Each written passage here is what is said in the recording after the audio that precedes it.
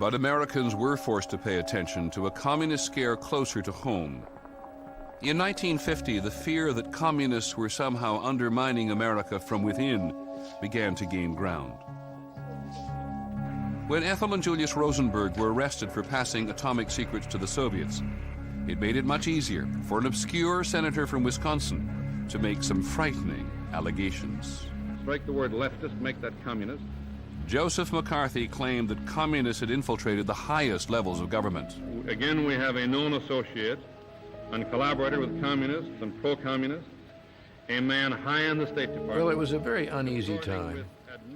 McCarthy on the rise, claiming that there were spies everywhere, communists everywhere. And of course, it turns out there were spies everywhere. They were stealing atomic secrets. There was fear, there was uncertainty, insecurity. Images of communists as evil and threatening were everywhere. Nowhere was the fear more damaging than in Hollywood.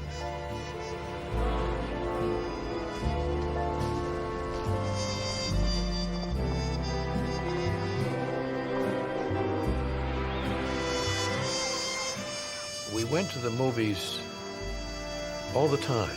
Everybody did. And we got a lot of what we felt about our country and about right and wrong and being a good American or being honest or courageous from the movies. With so much publicity about America's dream factory coming under the influence of communist agents, the House Committee on Un-American Activities had a target. Are you a member of the Communist Party? Or have you ever been a member of the Communist Party? It's unfortunate and tragic that I have to teach this committee the basic principles of Americanism. That's not the question.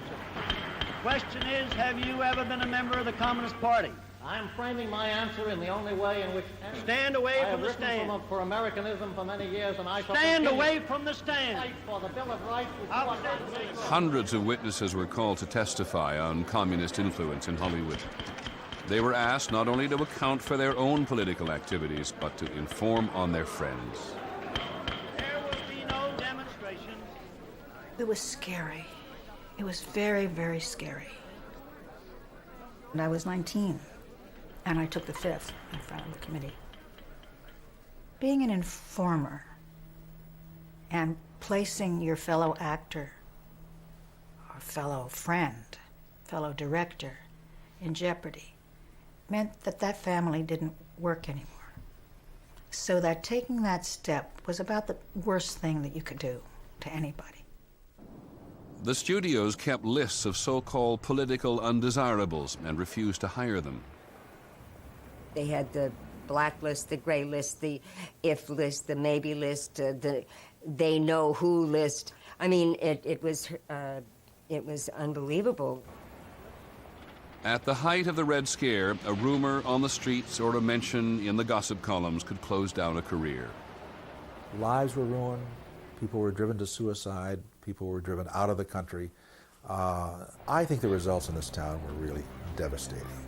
Lee Grant won an Oscar nomination in 1951, but then after speaking out at a funeral of a friend who she said had been hounded, she was blacklisted. I mean, I remember, you know, like the floor just rushing out from under me and my heart going down and saying, that's it, you know, that's it.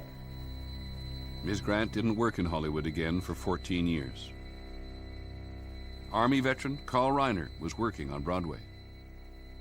Somebody actually came to my house, an FBI guy, and said, "Do you know if there are any communists in show business?" And I said, "Oh, there must be. There must be lots of them because they're all over the place." "Do you know who they are?" "No." I said, "You guys, FBI, you find them. You know, I don't know who they are. They're not going to tell me." I mean, I was being funny, but I was also scared shitless. I am not a communist and never have been a communist. Between 1947 and 1952, the loyalty of 3 million Americans was investigated by the FBI. I am not and never have been a communist. People from all walks of life were called before congressional committees. Baseball heroes, union leaders, school teachers, diplomats. I am not and never have been a member of the Communist Party.